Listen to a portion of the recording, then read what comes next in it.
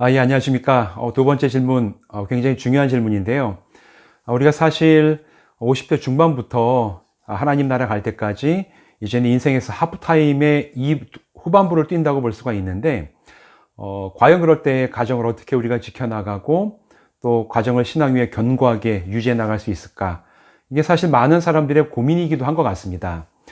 근데 제가 기독교 세계관적으로 또 교육적으로 볼 때 50대부터 60대 중반까지의 그 인생의 주기는 사실은 성인이 자기의 삶에 있어서 가장 어떤 사회생활도 왕성하게 하고 또 여러 가지 결과도 낼 수 있는 굉장히 중요한 시기이면서 동시에 가정적으로 보면 이미 다 장성한 자녀들이 취업을 하고 결혼을 해서 독립해 나가기 전까지 마지막으로 이제 부모와 같이 사는 그런 시기에 해당된다고 볼 수가 있습니다.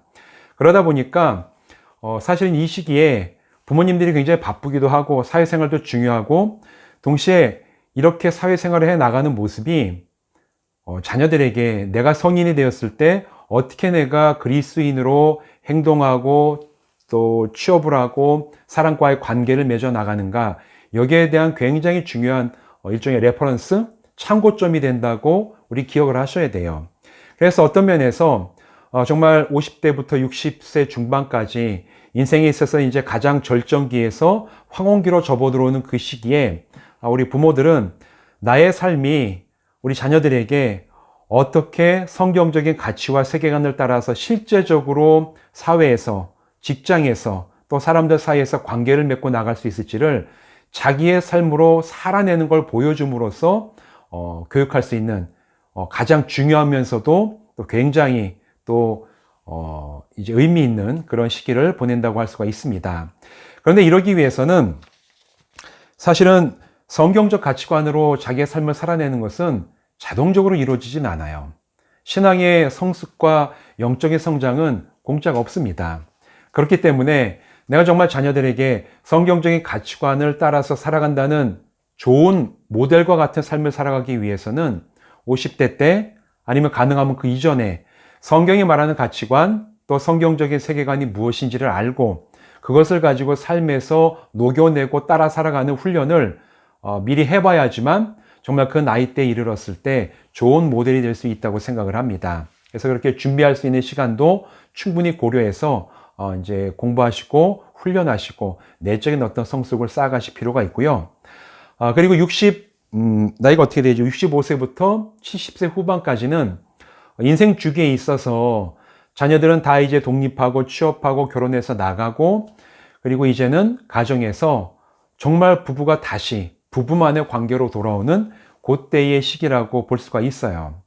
사실 우리가 성인이 되어서 가정을 이루게 되면 아이를 낳지 않습니까? 아이들 낳게 되면 부부는 부부 사이보다도 이 아이를 어떻게 잘 키우고 어떻게 양육하고 어떻게 학교를 보내고 공부를 시키고 또 취업을 하고 결혼시킬 것인가, 여기에 사실 많은 부부들의 관심이 다 가 있는데 그건 당연하죠. 근데 이제는 65세 넘어가면 아이들이 장성했고 각자의 삶으로 다 들어가고 난 다음에는 빈둥지라고 얘기하는 이제 그런 환경이 찾아오게 되는데, 이때가 성경적으로 봤을 때 정말 성경이 말하고 있는 부부 사이의 섬김과 헌신과 이해가 삶을 통해서 나타날 수 있는 가장 적합한 때라고 생각을 합니다.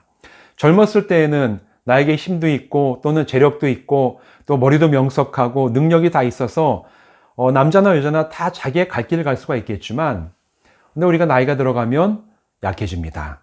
나이가 들어가면 몸도 약해지고 노쇠해지고, 그리고 젊어서 바쁠 때는 옆에 없어도 일하느라고 외롭지가 않지만 나이가 들면은 옆에 있는 사람이 떠나가게 되면 굉장히 허전한 느낌도 많이 들어요. 그렇기 때문에 이제 65세부터 70대까지 중반에 이르는 그 시기는 정말 부부 사이에서 서로가 의지하고 내가 상대방에게 나를 내어주고 상대방을 나에게 받아들여서 나도 약하고 상대방도 약하지만 우리가 약한 가운데 하나님 안에서 하나가 되는 정말 섬김과 헌신의 훈련을 해나갈 수 있는 굉장히 중요한 두 번째 부부의 관계 시기가 된다고 생각을 합니다. 그래서 특별히 에베소서 5장이나 베드로전서 3장에서 나오는 이 부부 사이의 관계에 대한 중요한 성경 구절들을 내가 진짜 이제는 우리 사이에서 한번 행해보고 정말 이 말씀을 따라서 내가 살아봐야 되겠다라는 각오와 결단과 헌신이 있을 때 정말 우리의 삶이 새로운 부부관계 속에서 아름다운 노년의 과정으로 들어갈 수 있는 탄탄한 준비가 될 수 있다고 생각을 합니다. 그리고 마지막으로 70세 넘어서 하나님 앞에 서는 그 시간까지의 과정을 또 지나가게 되는데 사실은 인생의 황혼기라고 할 수가 있죠. 또 요런 이제 인생 기간에 들어오면 또 안타깝게도 배우자 중에서 한 사람이 먼저 하나님 나라에 갈 수 있는 그런 때들 많이 있는 것 같아요. 평생을 함께 왔던 분들 가운데 나의 배우자가 먼저 이 세상을 떠나고 남겨진 사람들의 어떤 외로움과 때로는 슬픔도 감당해야 되는 그런 때가 이제 마지막 70세 이상의 노년기입니다. 사회에서는, 특히 한국 사회에서는 노년기에 있는 분들에 대한 어떤 인식이 연령 차별주의라고 하는 에이지즘이라고 표현을 하는데 마치 능력도 없고 기여할 것도 없고 잉여의 인생을 살아가는 것처럼 그렇게 인식하는 게 한국 사회에 굉장히 팽배해 있어요. 그러다 보니까 그런데 영향을 받은 우리 그리스도인 노년기를 보내시는 성도님들도 자기 스스로를 바라보는 관점이 나는 이제 할 능력도 없고 일도 없고 영향력도 없고 교회 안에서도 그래, 이런 식의 일종의 어떤 패배의식을 가지고 계신 분들도 적지 않게 볼 수가 있습니다. 그런데 사실 성경은 그렇게 얘기를 하지 않아요. 성경은 백발에 대해서 굉장히 영적인 가치를 부여하고 있고 또 노년기를 지나가시는 모든 분들도 하나님께서 젊은 사람이나 어린 사람과 똑같이 동일하게 존귀하고 하나님이 돌보시고 기억하는 존재라고 성경은 증언을 하고 있습니다.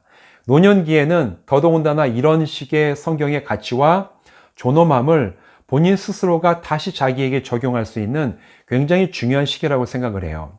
자녀들이 보기에는 우리 어머니, 우리 아버지 노년에 힘도 없고 또 슬퍼하고 외로워하고 이런 모습이 아니라 노년이 되고 내가 하나님 나라에 가까울수록 나에겐 여전히 소망이 있고 또 그 소망은 그냥 뜬구름 잡는 식의 소망이 아니라 성경이 나에게 이미 말씀하셨던 그 말씀이 이제는 진짜 현실이 될 때가 얼마 남지 않았구나.